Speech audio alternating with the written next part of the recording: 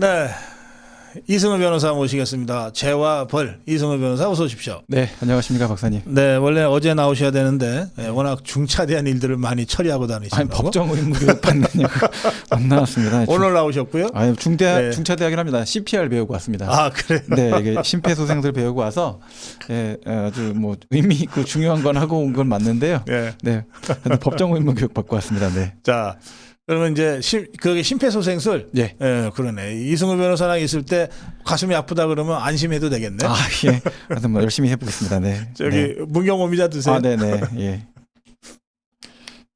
잘 마시겠습니다.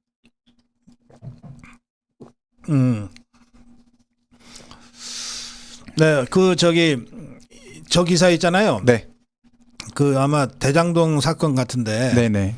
이재명 측에서 변호사죠. 네네. 유동규의 증언을 삭제해야 한다 이렇게 네네. 하고 검찰은 삭제 필요 없다 이렇게 맞섰다는데 네네. 저게 저 증언은 이미 이루어진 거예요. 그렇습니다. 이게 이제 그 삭제를 해야 된다. 이게 무슨 의미가 있는 겁니까? 증인 신문을 이제 하게 되면요. 네. 그 사건 관련돼서 이제 그 검사가 증인 신문을 하게 될 때 또는 네. 변호사가 이제 질문을 하게 될 때 예. 질문을 할 때 우리나라는 사실은 크게 이제 그 신문 절차에 관여를 안 합니다. 이제 그런데 영화에서 많이 보셨죠. 네. objection. 네, 이 있습니다. 아, 이 있습니다. 그러면 앞으로 둘 다 나오세요. 그만 싸우고 이렇게 나오라고 한 다음에 한참 설명을 하지 않습니까? 뭐 이게 유도 신문이라서 안 됩니다. 아하, 예, 예. 이건 사건과 전혀 관계없이 배심원을 호도하는 겁니다. 자, 그렇게 해서 이제 절차적으로 서로 다툽니다. 근데 왜 다투느냐? 전문 법관이 아니기 때문에 다투는 겁니다. 일반 시민들이 배심원으로 있는데 이런 질문하면 사실 이제 뭐 죄가 있냐 없냐 막 법리적으로 저랑 변호사들이 막 싸우고 검사랑 네. 막 싸울 때 네.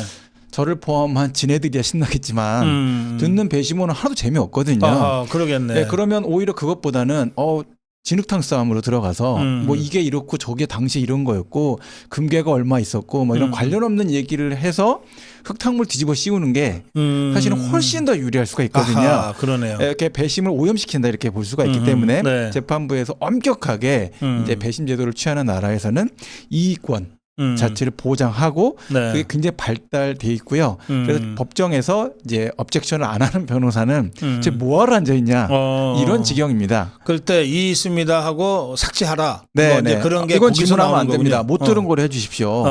해당되는 내용에서 더 이상 질문 못하게 해주십시오. 사건과 전혀 관계없는 불필요한 내용을 하고 있습니다. 해당 사안 관련해서 전제 사실을 그런 걸어놓고 거 할 때 변호사가 멋져 보이긴 하더라고. 멋져 보이는데 우리나라는 직업복관 제도로 돼 있어서 아하, 예. 직업복관 그거 놀고 있네. 다 알아. 그거 전제 사실 걸었다 한들 내가 그거 휘말리겠어? 이런 관점이 굉장히 강합니다. 너 나 무시하는 거야? 지금 이런 거네. 야, 내가 너보다 고참이야. 어디 거기서 어줍지 않은.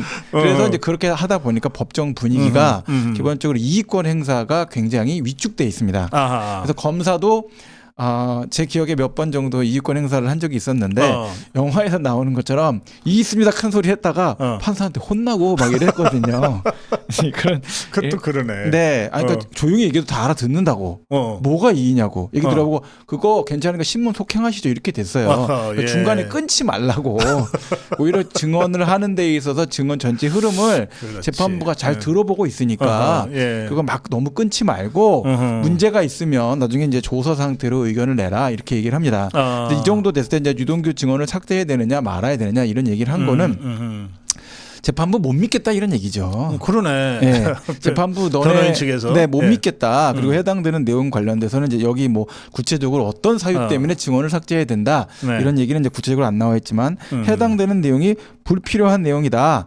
당시 다른 사건 수사와 관련된 내용을 왜 물어보느냐. 그러니까 결국 필요성이 없다 이런 얘기인 거죠. 이재명이가 좀 불리해졌구나. 근데 그래서 보통 사건 병합을 잘 안 합니다. 아하. 네. 예. 왜냐하면 이 사건에서 저거 물어보고 저 사건에서 이거 물어볼 수 있잖아요. 그렇죠. 그러면 그렇죠. 이것도 제 같고 저것도 제 같고 하는 문제가 되니까 보통은 둘 다 무죄 주장을 하는 사건이다. 그럼 굳이 합치지 않고 별건으로 진행을 해달라라고 하거나 아니면 동시 기소가 이루어지는 상황을 최대한 피하려고 그러니까 하는. 이재명 변호사들도 이건 다 무죄는 아니고 다 유죄는 맞는데 네. 좀 모아서 형이라도 좀 조금 받자 이거 아니에요? 걔네 그러니까 전략이? 이 절차적 권리라는 부분에 대해서는 이제 이게 상당히 좀 어려운 부분이 있긴 하지만 시대상으로 보면 이제 어떤 정의 이런 걸 우리가 이게 정의야라고 네. 합의를 못하는 시대에 살고 있지 않습니까? 이러다 보니까 결국 절차적인 프로세스상의 정의가 사법적 정의다 이렇게 대법관 출신 그 원로법관들도 말씀을 하세요. 도저히 정의를 찾을 수 없다. 상대적 정의의 시대로 갔다 이렇게 말씀을 하시는 상황에서 절차권을 남용하는 거죠. 아하, 네, 그렇게 생각합니다. 알겠습니다. 네. 그러니까 아까 전문 용어로 피 뭐라고 그러셨죠? 어떤 거요? 어디 뭐 여러 가지 전문 용어를 아니 무슨 교육 받아 갖고 왔다고 피 뭐라고 그랬죠? 예, PSR이라고 그랬나? 난 잠깐만요. PCS. PCS 아닌데. 갑자기 그래서 CPR. CPR입니까? C를 시작하시니까 PCS밖에 떠오르는 게 없네요. PCR? CPR. 예, CPR. CPR. 예, 심폐소생술. 예. 심폐소생술. 예. 심폐소생술이라고 해야 되겠네요. 네네네네. 저는 영어에 약해요. 예. 네. 동자승님이 심각한 질문입니다. 네. 변호사님, 저 국회의원들을 다시 심폐소생시키면 제정신이 들까요? 내년 총선이 멀지 않았습니다. 네. 성표로 심판하시면 좋지 않을까 생각합니다. 네. CPR로 하기에는 좀 많이 늦지 않았을까요? 좀 뭔가 그 4분 안에 해야 된다고 하더라고요. 심폐소생은 4분 안에 4년 지났잖아요. 네, 골든 타임이 이미 지나버렸네. 네, 안 될 것 같습니다. 네. CPR로는 안 된다는 말씀이십니다, 네. 여러분. 예, 잘 새겨 들으시기 바랍니다. 네. 자, 이제 그 법리적인 문제 가겠습니다. 그 위증교사 분리가 이루어졌습니다. 네네. 이거 어떻게 평가하십니까? 일단 뭐 사물관할 병합 신청에 대해서 네. 이제 1인이 범한 수죄에는 해당하지만 공범자가 지금 이제 위증 혐의를 받고 있는 정범이죠, 사실. 네. 정범이 병합을 원하지 않는다. 김진성 가장 큰 명분인 것 같고요. 아하, 예. 그렇게 돼서 굳이 그런 상태에서 현재 이것을 병합 처리할 만한 내용이 없다. 그리고 혼자 기소된 사안이라면 병합 처리하는 것도 검토해 볼 여지가 있지만 이게 이제 공범이 기소돼서 관련 사건이 올라와 있고 관련 사건의 정범인 김진성 씨가 적극적으로 본인은 병합을 원하지 않는다. 아하. 사건이 그렇게까지 장기화될 이유가 뭐가 있느냐. 해당되는 사안에 대해서 바로 판단을 받겠다라는 입장을 밝히고 있으니 이것을 이제 명분으로 삼아서 병합할 수 없다라고 판단하신 것으로 보입니다. 네.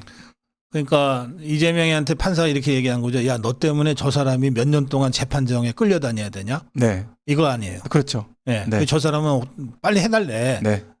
네, 사건의 성격도 그렇고 실제 대장동이나 백현동 사건하고 엮을 그런 내용들도 아니고 네. 직접적으로 연결고리가 있다고 말할 수 없는 사안이니까 별도 분리해서 심리를 하겠다라고 판단을 하신 거죠. 그 이재명 측에서는 재판 준비 시간이 부족하다고 병합을 주장했다가 이제 기각돼 버렸네요. 목적은 달성했죠. 어떻게 이미 목적 달성했죠. 왜냐하면 이게 위증교사 사건 영장에도 적시돼 있지 않습니까? 이거 소명된 것 같은데 아까 아니라 소명됐네 이렇게 쓰셨어요. 판사님이 영장 판사님이 기각하면서도 그러니까 그거는 엿먹으라는 얘기거든요, 거의.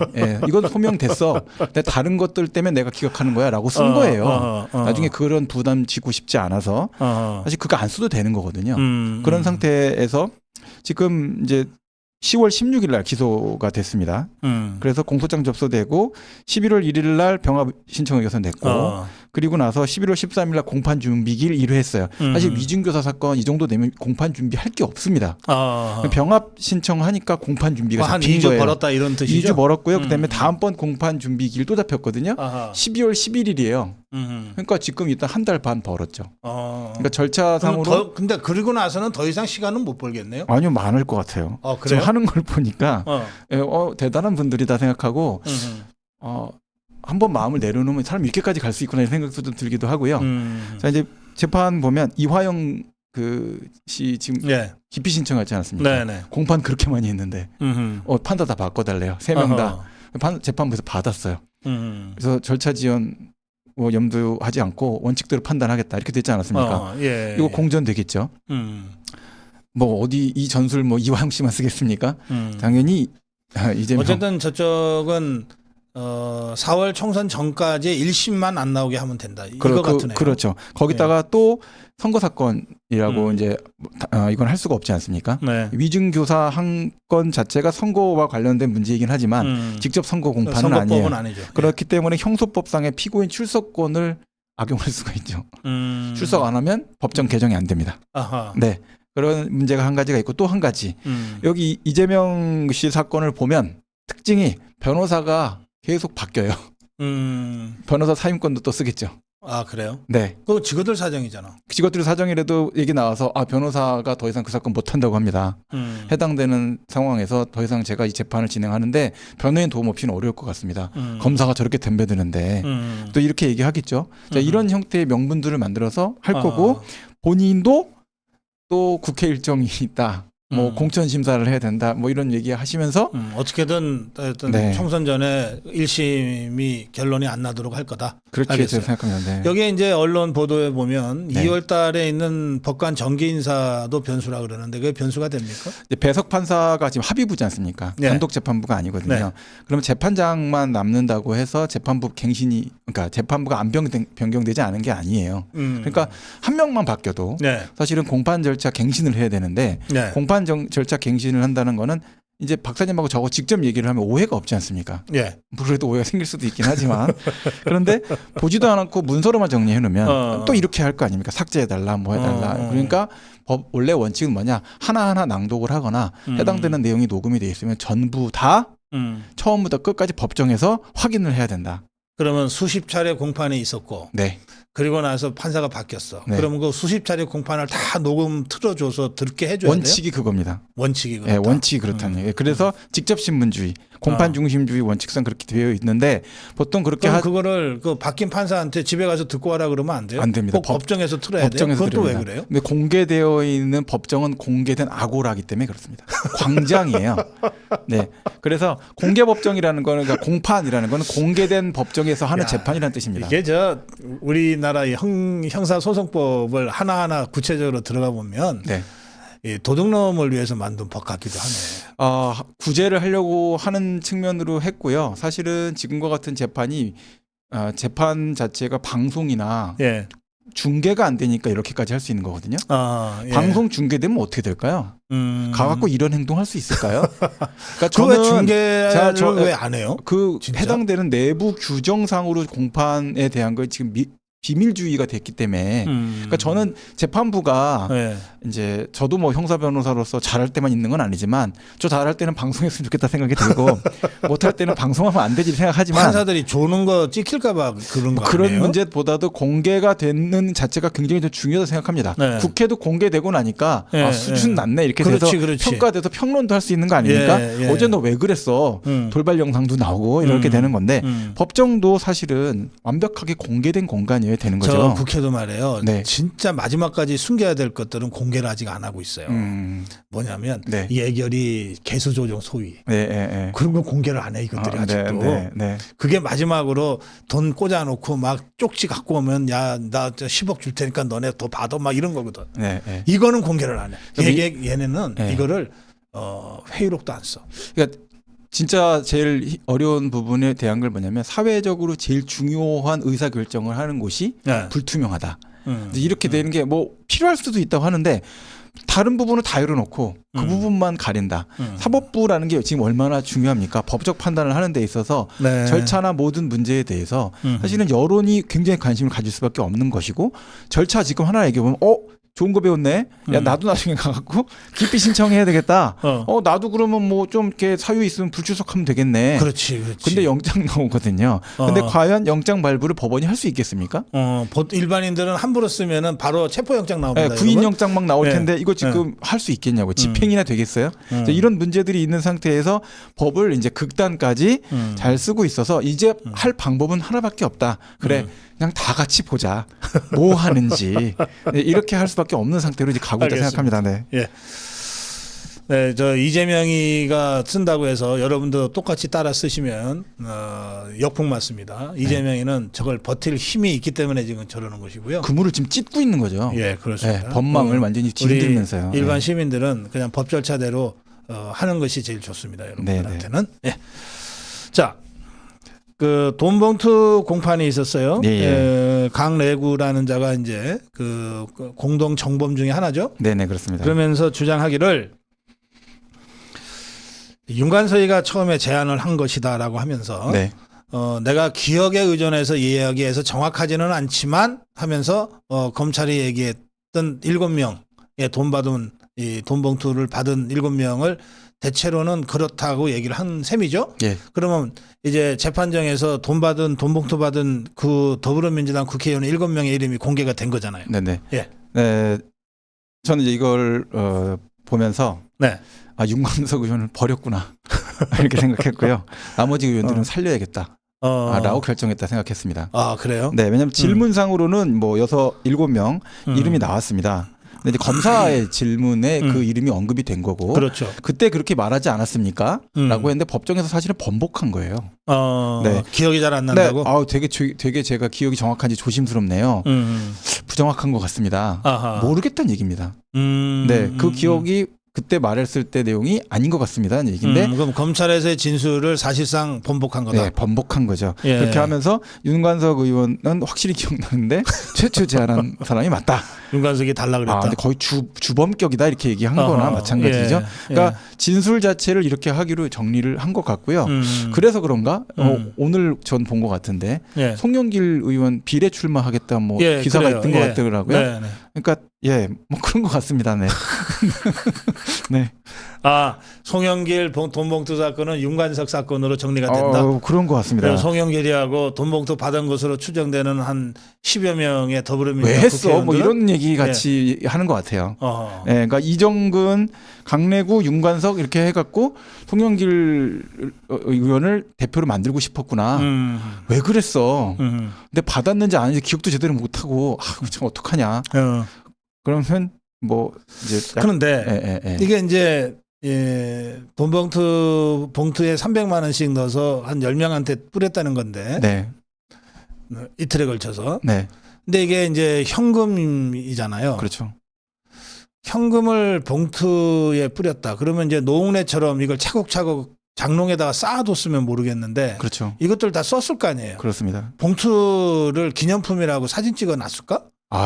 윤관석이 준 300만 원이 들어있던 봉투. 그 옛날에 무슨 금일봉 이런 건 봉투도 아니잖아. 아닌데. 그러면 이걸 물적 증거를 찾기가 거의 불가능한 거 아니에요? 그래서 지금 소환을 못 하고 있을 가능성이 높다 생각합니다. 네. 그러니까 참 검찰도 참 힘들겠어요. 그러니까 정황은 분명한데 심증은 120%인데 물증이 없으면 어떻게 해볼 방법이 없는 게 지금 우리 형소법안이에요. 그렇습니다. 그러니까 그렇게 법을 우리가 만들어서 운영을 할 수밖에 없게끔 만들어졌고요.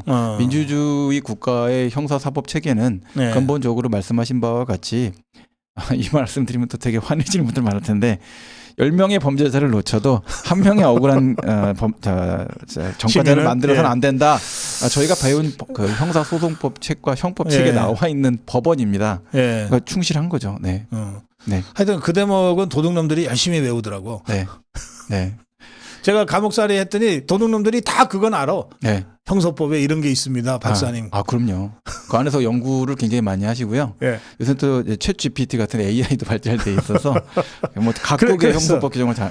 이게 돈봉투를 받았다면 받은 자들은 이제 이게 봉투 없앴지, 내가 그 돈 어디다가 계좌에 넣은 건 아니지, 맞습니다. 내가 썼지. 그렇죠. 그러면 뭐 나 말고는 아무도 몰라. 하나님도 몰라. 부처님도 몰라. 너만 조용히 하면 돼. 나 그럼 가만히 있으면 돼. 난 안 받았다고 고집 부리면 돼. 이렇게 다 정리가 돼 있는 거네. 주변 입단, 사법적으로. 주변 입단속만 하면 되는 거죠. 그게 터질 가능성을 이제 보고 있겠죠.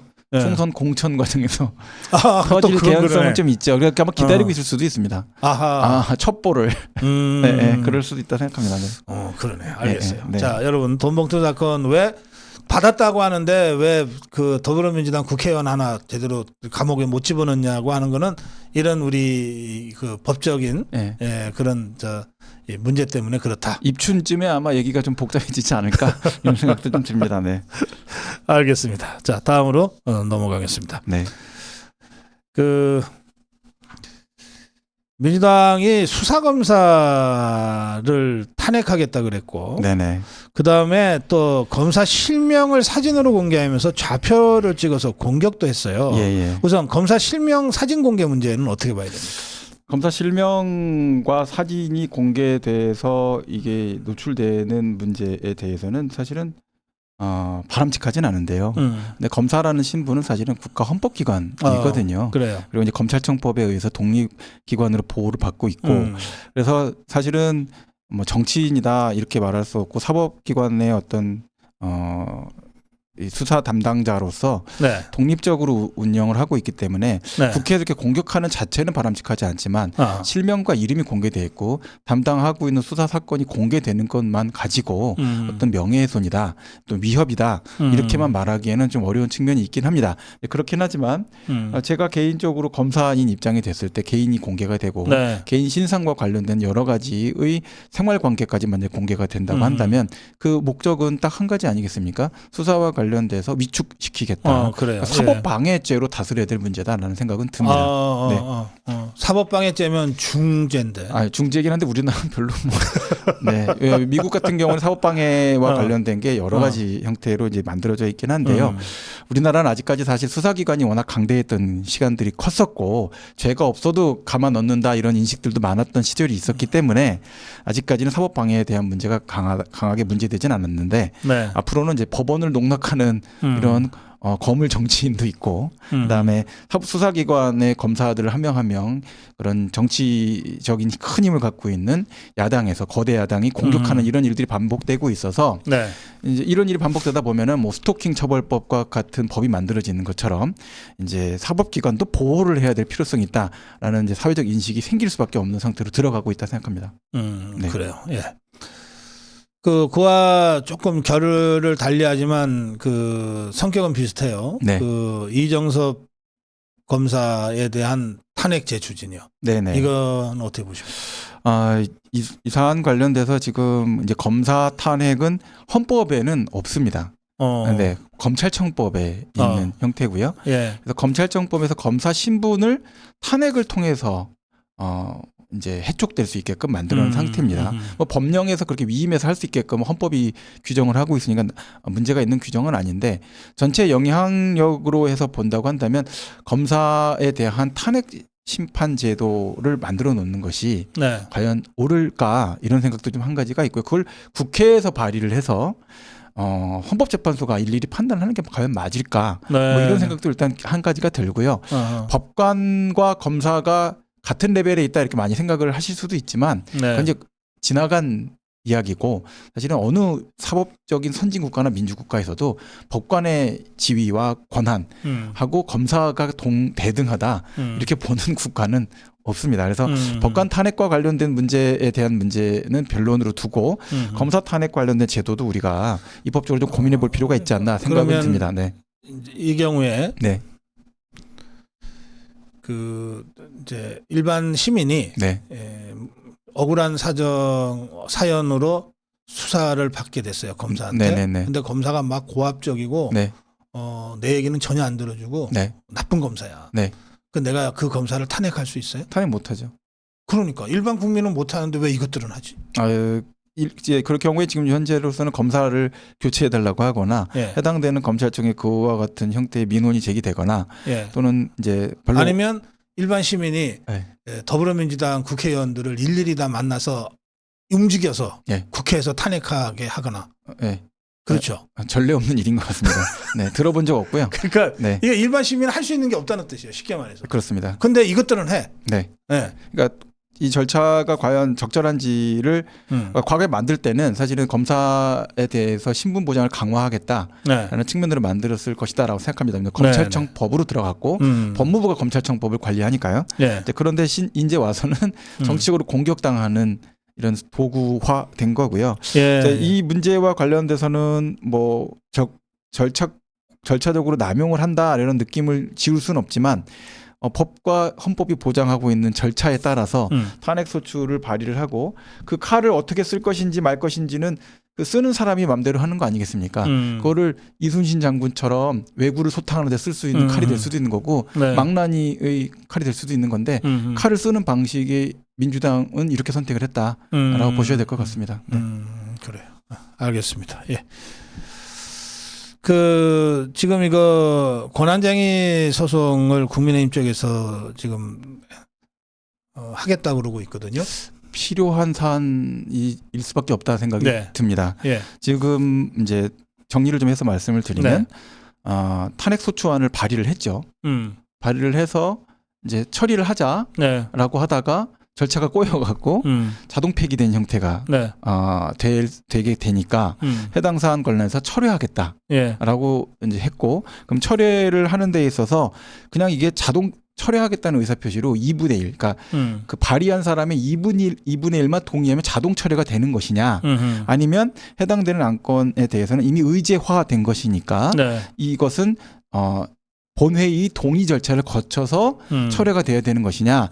이제 이 두 가지가 사실 문제가 됐는데 그래요. 현재 김진표 국회의장의 선택은 이거는 아직 의제화됐다라고 보기 어려우니까 이거는 2분의 1의 그 신청했던 사람의 2분의 1의 의견을 받아들여서 그냥 철회한 것으로 처리하고 그러면 자동 철회가 됐다는 거는 뭐냐? 안건으로 검토가 전혀 안 되고 의제화되지 않았고 의제화되지 않았다는 얘기는 계속 이와 같은 형태의 안건을 한 번도 제대로 심의한 바가 없는 상태로 돼 있기 때문에 계속 재발의할 수 있다. 그러니까 일사부재의라는 것에 적용받지 않는다라는 거. 그러니까 일사부재의는 뭐 많은 분들이 알고 계시고 박사님도 알고 계시겠지만 한 번 토의한 거, 발의됐던 거 처리하고 넣고 빼고 넣고 하면서 계속 정신없이 해서 절차권 남용하는 거 막으려고 만든 이제 조항이거든요. 헌법에 있는 조항이고요. 이제 그런 형태가 된 것인데 해당 사안 관련돼서 이게 의제로 지금 된 것이냐, 아니면 탄핵 소추안 관련돼서 어떻게 처리해야 될 것이냐가 이제 논의가 돼야 되는 문제가 된 거죠. 팩트에 대해서는 우리 이성우 변호사는 어떻게 생각하죠?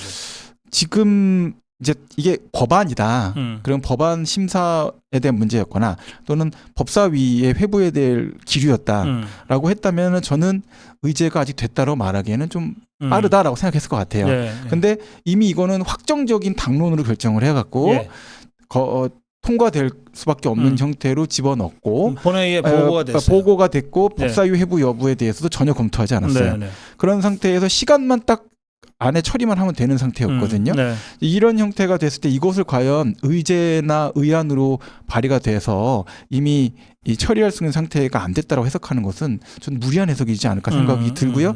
이렇게 되면 했다가 또 뭐 절차 안에서 뭐 어떻게 되면 또 철회하고 했다가, 그러니까 전국 자체를 움직일 때 국회법상의 어떤 뭐 여러 가지 문제를 부담이 될 수 있는 했다가 중간에 철회하고 이런 문제들이 발생될 수 있는 상황이라서 이에 대해서는 이제 그 헌법재판소에서 가처분을 받아들일 것인지 이런 것도 검토를 해야 된다 생각합니다. 국회 제가 이제 현장을 직접 보질 않아서 정확하게 말씀드리지는 못하겠는데 지금 보도된 거를 보면 본회의에 보고됐다 그러잖아요. 그럼 보고는 누가 하냐면 국회의원이 하는 게 아니고 국회 그 의사국, 의안과, 의사국장이나 의안과장이 이걸 보고합니다.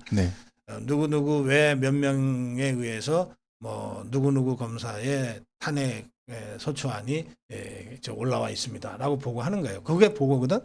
근데 이게 말씀하신 대로 무슨 법률안이라고 하면 이 법률안의 내용에 대해서는 대표 발의한 사람이 설명을 해야 돼요. 그렇죠. 그러면서 이제 의장이 그러면 이 안건에 대해서는 뭐 저 의안 상정 을 한다고 하고 동의합니까? 뭐 이렇게 절차를 거치는데 이거는 그런 게 필요 없어요. 그러니까 국회 의사국이나 의안과에서 국회 본회의에 보고를 했다면 그걸로 안건이 성립됐다고 보는 것이 상식에 준하는 거죠. 그러니까 윤재혁 원내대표나 국민의힘도 일단 국회 본회의의 보고로 의안이 성립됐다고 보고 작전을 그 행동한 거거든요. 그러니까 그걸 안 했다고 이것들이 뒤집고 있는 것이니까 권한쟁의에 있어서 그 초점이 되는 부분은 저는 법리적으로는 국민의힘 쪽 주장이 100% 옳다고 생각하는데 이런 문제가 있어요. 이게 이제 이 권한쟁의 소송을 어디다 합니까? 헌법재판 헌재에다 하죠. 네. 그 헌재는 입법부 소관 사항이라 저희는 뭐 가급적이면 입장 표명을 좀 자제하겠습니다. 이게 그 헌재의 그동안의 태도여가지고 그러면 이미 김진표가 철회한 걸로 간주하고 다시 재상정이 가능하다고 해버리는 그 김진표의 그 부적절한 국회 운영이 정당화될 가능성이 더 있는 거죠, 현실적으로. 근데 저는 조금 달리 생각을 하는데요. 네. 헌법재판소가 말씀하신 것처럼 그게 이제 국회의 자율성이라는 측면을 이제 존중해야 된다. 그건 이제 어느 나라나 사실은 다 갖고 있는 법적 이념입니다. 조직이 자율적으로 운영할 수 있는 문제까지 들어가면 안 되니까요. 자, 이제 그렇게 되는 것인데 지금과 같은 문제는 사실 전형적인 법적 쟁점입니다. 그러니까 이걸 의제로 볼 것이냐, 의제로 보지 않을 것이냐. 그럼 이런 탄핵 소추안이 이렇게 발의됐다가 해당돼서 전략이 실패하면 자동 처리하고 재발의하게끔 그걸 방치할 것이냐. 사실 전형적인 법리 다툼에 대한 문제가 되는 거죠. 이 점에 대해서는 사실은 헌법재판소가 지금 현재 구성되어 있는 것을 떠나서 헌법재판관으로서는 심각하게 고민해 볼 수밖에 없는 사안이 될 겁니다. 사법 적극주의를 채택을 해서 국회를 통제할 법리를 새로 만들 것이냐, 아니면 아예 포기해서 국회는 우리 영역이 아니야 할 것이냐, 이제 아주 기로에 서 있는 이런 알겠습니다. 사건이다라고 생각합니다. 예. 네. 그냥 외면하기 쉽지 않을 것 그렇습니다. 같은 말씀이죠. 네. 강경옥님의 슈퍼챗 와 있습니다. 고맙습니다. 자, 이제 마지막 주제입니다. 네. 참 우리 이승우 변호사가 좀 젊은 변호사인데 올해 나이 여쭤봐도 돼요? 저 76년생입니다. 그러면 몇 살이에요? 제가 지금 47입니다. 47. 네네. 그러면 어린 X 소리 좀 듣겠네. 무슨 어린 X. 네. 이분들이 아직 정신이 없는 거죠. 네. 47 보고 어린애라 그러면 어떡합니까? 아니 50된 한동훈 장관한테도 어린 X라고 저것들이 막 그러던데. 요새 초등학교 1학년에서도 어린 놈 이러면 화내요. 그게 무슨 소리 하시는 겁니까? 그냥 어린 X라고 해주세요. 그냥 지금 이런 표현을 쓰시는 것 자체가 정치적 감각을 상실하신 것 같아서 총선 비례 출마하시는 거는 누가 권하시는지 몰라도 막으셔야 될 것 같다 생각이 들고요. 그다음에 정치를 어떻게 하든 공개적인 발언을 통해서 뭐 누구 같은 뭐뭐니 뭐 XX니 뭐 이런 표현을 쓴다는 것 자체는 사실은 언어상으로, 그러니까 정치는 사실 언어로 하는 거 아닙니까? 그렇죠. 그렇죠. 언어를 어떻게 정명을 하느냐가 사실 굉장히 중요한 건데 할 말이 없으면 정치를 그만하시는 게 맞지. 괜히 이런 표현 써가면서 자극적으로 할 거. 저는 이러실 것 같으면 다른 거 하시는 게 더 좋지 않을까. 연구소도 있지 않습니까? 먹사연? 먹사연 있어요. 그러니까 연구하시면 될 것 같아요. 네, 저는 그걸 오히려 좀 더 권합니다. 네. 일단 그런데 47이시면 586이 아니시네요. 저 아니죠. 그 586이 이제 몇 년 선배들 아닙니까? 그렇습니다. 대학으로 따지면. 네네, 그렇습니다. 그 586들의 행태를 쭉 대학 다니시면서 보셨나요? 저는 이제 제가 96학번인데요. 96학번인데 저는 아예 80년대 그 민주화 항쟁을 한 선배들은 좀 존경을 했어요. 잘 만나기도 어려웠지만. 근데 이제 항쟁 끝나고 특별히 제가 볼 때 이슈가 없는데 학생운동에 매진하는 선배님들은 많이 봤죠. 많이 만나보기도 했고요. 끌어다니기도 이슈도 없는데? 이슈가 없어요. 근데 매진했어요? 네네네. 그래서 저희하고는 사실 많이 충돌했어요. 많이 충돌했는데 또 저만 충돌한 건지 아니면 제 친구들만 충돌했던 건지 뭐 보니까 또 바로 그 위 세대의 선배들을 많이 또 저희 40대에서 많이 따라간다 이런 얘기도 많이 나오더라고요. 근데 저는 사실은 학교 다닐 때도 싫었고요. 학교 다니는 후에도 싫었고. 사회 나와서도 뭐 다 싫다 이렇게 말해도 개별적으로 만나서 나쁠 건 없는데 이제 전체적인 흐름상으로 봤을 땐 저는 좀 잘 이해가 안 되는 게 많았습니다. 네. 그래요. 여기 우리 댓글창에는 송영길이도 어린 X입니다. 이래요. 예. 댓글 올라왔는데 아니 제가 어제 논평했죠. 저한테는 다 진짜 애들이었다고요. 네네. 왜냐하면 제가 애들을 가르쳤으니까 네네네. 대학에서 예. 그 정말 어린 것들이 많이 컸네 싶은 생각이 들긴 해요. 네. 자 그건 그렇고 근데 이제 그 한동훈 장관이 어제 그 이제 기자회견을 했습니다. 네. 이 문제와 관련된 뭐 다 연관된 거긴 하지만 예. 주로는 이제 그 더불어민주당에서 계속 탄핵하는 상황에 대한 네. 그 법무부 장관으로서의 입장 표명이었어요. 네. 예, 그건 어떻게 보셨습니까? 탄핵이라는 거는 사실은 비상적 절차예요. 네. 그리고 탄핵이라는 거는 정상적으로 법령상으로 작동이 제대로 안 되고 있고 네. 해당되는 국가기관 자체에 대해서 완전히 깨트려서 쫓아내야 된다라고 하는 겁니다. 그러니까 이런 문제가 사실 잠깐만요. 네. 네, 비정상적인 거다. 네. 네. 어제 이제 저랑 그 연합뉴스에 저랑 토론하는 그 좌파 패널은 이 탄핵은 선진국에서는 정상적인 절차고 늘 하는 겁니다. 그렇게 얘기하던데. 어디서 늘 하던가요? 외신을 보시는 분인가요? 민주주의 국가에서 탄핵 소추안 남발돼 갖고 어느 국가가 그렇게 정상 운영이 됩니까? 그거 국회의원 3번이나 하고 정무수석도 한 사람인데 하여튼 그런 소리를 하더라고요. 네. 그래서 근데 시간이 없어서 그냥 넘어갔네. 생각해 보니까 법적 절차상으로 봤을 때 극단적인 형태로 국가기관끼리 쟁의하는 상태까지 많이 나간다. 그러니까 비상 상황에 대한 사법적 통제를 만들어 놓은 거죠. 네. 사실 그 절차가 상시 작동돼서 지속적으로 모든 사안에 다 적용되기를 원하는 사안은 아닙니다. 네. 인간관계 하면서 계약관계 터질 때마다 고소장 남발하고 하면 세상이 돌아가겠습니까? 네. 그걸 정상이라고 말하는 사람이 저는 정상이실까라는 생각이 좀 듭니다. 그래요. 그 진짜 그 예전부터 송사 좋아하는 사람들이 좀 따로 있더라고. 그렇게 일이 진행이 되면 세상은 신뢰가 파괴되죠. 그럼 국가기관끼리 서로 신뢰할 수 없는 상태로 무한 대립 상태로 간다는 얘기인데 대립 상황을 해결할 수 있게끔 만든 분쟁 해결 도구이긴 하지만 네. 상시적 분쟁 상황을 조성해서 만드는 게 정상적이다 이렇게 말하는 거는 저는 식품 첨가제를 매일 먹으면서 삼시세끼 먹으면서 나는 건강하다라고 확신한다라는 거 똑같은 얘기 아닐까 생각합니다. 그러니까요. 예. 예. 그 점에서는 뭐 거의 뭐 매일처럼 누굴 탄핵한다 하다가 뭐 안 한다 했다가 또 탄핵한다 했다가 이제 이런 더불어민주당의 행태를 이제 한동훈 장관이 그 이제 비판을 했는데 네. 저는 어제 논평을 하면서 그렇게 얘기했습니다. 이게 수사는 검사가 한다. 네. 그런데 검사들의 수사는 대개의 경우에 거악과의 전쟁일 경우가 많고 예. 그러면 거악과의 전쟁을 하는 검사에게는 수사검사에게는 엄청난 수많은 외압이 올 가능성이 많다. 이때 그 외압을 막아주는 사람이 검찰총장이고 법무부 장관이다. 그렇죠.